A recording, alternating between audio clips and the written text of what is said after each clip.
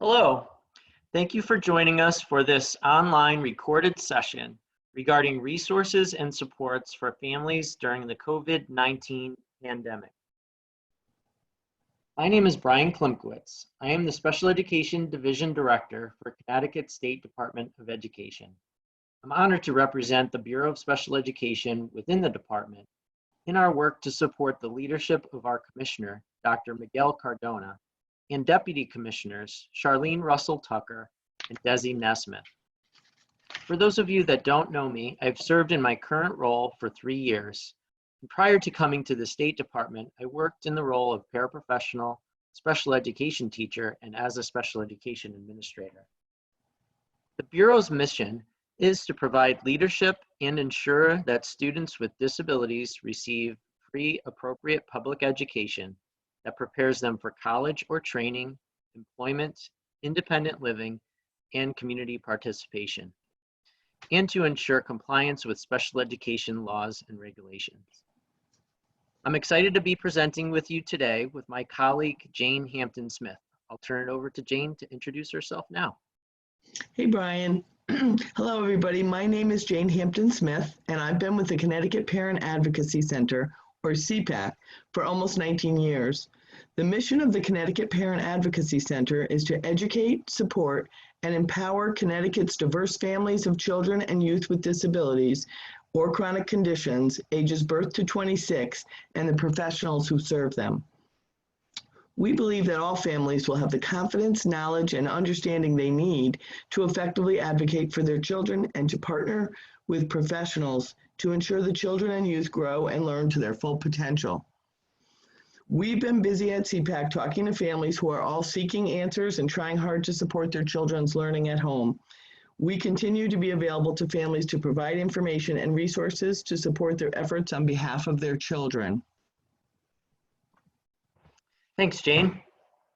The goal of our session today is to provide you with information related to the statewide classroom closure that has resulted due to the national COVID-19 pandemic, and to share resources to support your efforts to engage your children or young adults in continued educational activities within the home environment. I'm very thankful and blessed to have my health and for the health of my family. And my heart goes out to those of you who are ill, those of you who are caring for elderly family members, those of you who have had loved ones who you're unable to see in person, and those of you who may have lost a loved one during this health crisis. I also want you to know that we are sensitive to the fact that you're currently supporting your child or multiple children in the home. Some of you are doing this while you're working remotely. Others will be working as essential employees still during this time, during the statewide closure. And there are various other scenarios within your home. Your primary focus is and should remain your health, the health and safety of your children, and the health and safety of your family members. The impact of this pandemic knows no borders. It has impacted our daily lives and routines, our health, our social practices, our economy, and of course, our system of education. We're now going to provide a brief overview of some of the major events that have unfolded over the past couple of weeks. The governor canceled all in-person classes to promote social distancing from March 16th to March 31st. Then school districts were allowed to apply for individual waivers of the 180 school day requirement. Then the governor then waived that requirement for 180 school days for all schools, therefore eliminating the need for individual waivers. Schools began to plan and implement continued educational opportunities for all students. And then the governor then extended the statewide in-person class cancellation through April 20th. We're all adjusting at this time to what was originally thought of as a short-term school delay to now a long-term school closure. Throughout this time, please know that the State Department of Education and CPAC have been working together to support families and educators as we navigate a situation that we've never experienced before in our lifetime. It is important for you to know that information and the health conditions within our state are changing rapidly. As such, please understand that the information we're sharing today at this point in time will need to be updated frequently as new information becomes available. But we wanted to share some of the things that we're doing in this time that we're all saying is so unprecedented. Although the way we work has changed, what we do remains the same. Our agency is up and running and still available to handle individual calls based upon the individual needs of the families. Our phones are manned by parent consultants who are parents themselves, and our number is 860-739-3089 and can be found on our final slide. We're busy trying to support families in many ways. We have 2 documents almost completed. One is a document for school districts, which encourages ongoing and meaningful communication with families. And the second is a set of frequently asked questions based on the state guidance. Additionally, you will see on the slide that we have an open Facebook page with information, and you do not need to be a Facebook user to view. We also have 2 new groups for resources, one in English and one in Spanish, which do require Facebook membership. CPAC has also been doing live video calls over Zoom in Spanish every weekday at 1 p.m. and will host a guest speaker each Wednesday at 4 p.m. in Spanish as well. We are beginning regular video calls in English to update you and find out what you need each Tuesday and Thursday morning at 10. Please reach out and let us know what you need. We are in regular contact with CSDE to share what we're hearing from families as needs or concerns. Thanks, Jane. Really appreciate all the work and the efforts that you and your staff are doing during this time. It's a pleasure and an honor to work collaboratively with you on these activities. Thank you. With regard to the CSDE, our building in Hartford remains open. However, most of our team is working from home, including me right at this very moment. Our required responsibilities for the Bureau of Special Education remain. However, our team has devoted most of our attention to supporting students and families and educators during the COVID-19 school closures. We are fully operational and here for you.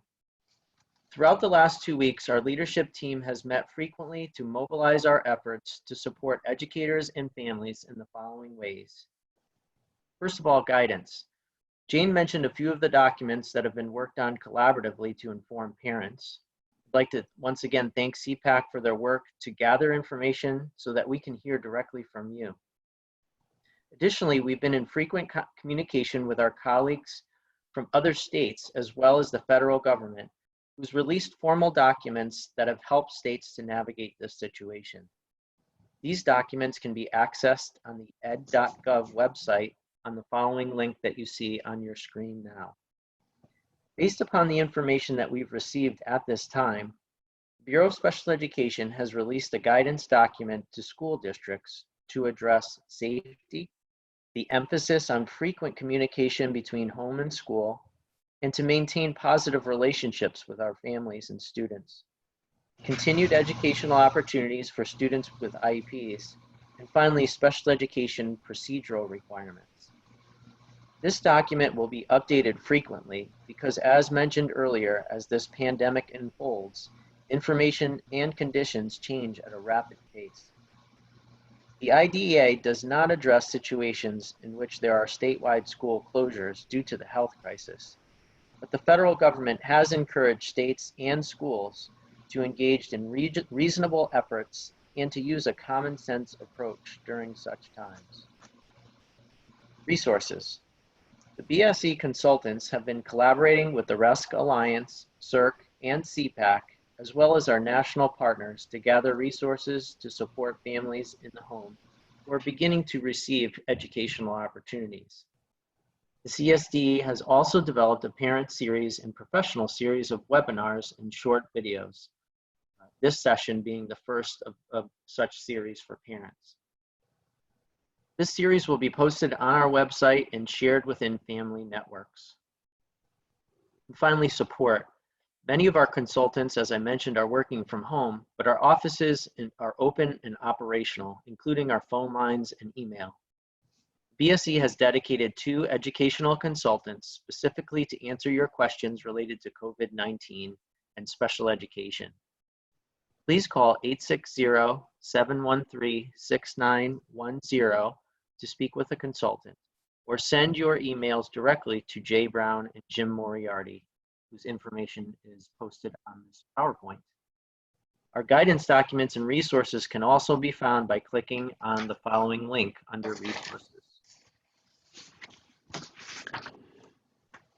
Remember that your child's school's capacity to deliver continued educational opportunities or distance learning varies from district to district.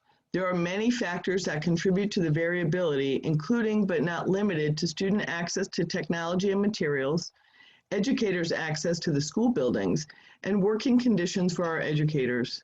Some districts have prepared comprehensive continued educational opportunities prior to this pandemic, while others are just beginning.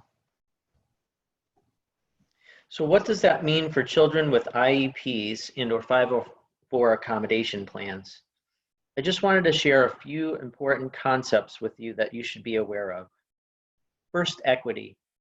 The distance learning activities and continuing educational activities that Jane mentioned that are provided to general education students must also be offered to students with IEPs and/or 504 plans. Individualized. Your child's school must individually consider your child's ability to access instruction and provide necessary accommodations or modifications documented in the IEP to the greatest extent possible. However, PPT meetings are not required to discuss distance learning plans, and distance learning plans are not required to be documented in the IEP. Specialized instruction and related services. The school district's responsibility to provide a free, appropriate public education, or FAPE, remains during this crisis. However, FAPE has changed since children and young adults are not physically within school. During school closure, IEPs are not able to be implemented in the same manner as they were prior to COVID-19 closures. However, your child's school must provide specialized instruction and related services to the greatest extent possible while your child is in the home environment. Planning and placement team meetings. All face-to-face meetings have been postponed until further notice. Much like distance learning activities, the school district and a parent's ability to hold telephonic or virtual PPT meetings may vary. Teams must consider privacy and confidentiality, meaningful participation of all team members, and the purpose of the meeting during this health crisis. Virtual meetings that do occur must be scheduled at a mutually agreeable date and time. Annual reviews are still required for all students with IEPs. However, due to safety concerns and the school's ability to meet virtually, we understand that some annual review dates may not be met. Parents should not feel pressured to attend meetings if they are not comfortable with the virtual format or without all of the necessary data gathered to inform teams to make the best educational decisions for the student. Reevaluations. Student reevaluation PPT meetings that are due during classroom closures are still required for students. However, face-to-face evaluations are not possible at this time. PPTs should not meet with incomplete evaluation information. Evaluations that are partially completed should be completed as soon as possible once it is safe to do so. Initial evaluations. The initial evaluation process is paused at this time, as they typically require face-to-face evaluations as well as classroom observations. Please contact your school district about the PPT process within your school. If you have specific questions, please note, parents and school districts may agree to extend required timelines.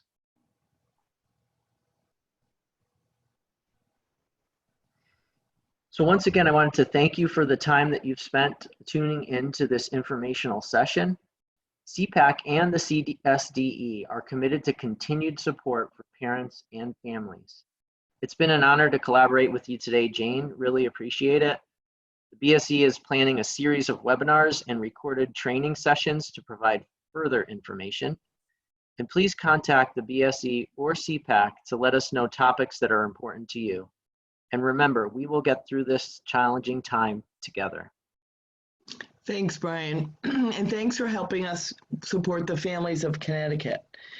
Thanks to everybody listening today, and we wish you all, your family, health and happiness during this trying time. Be well and be safe. Take care.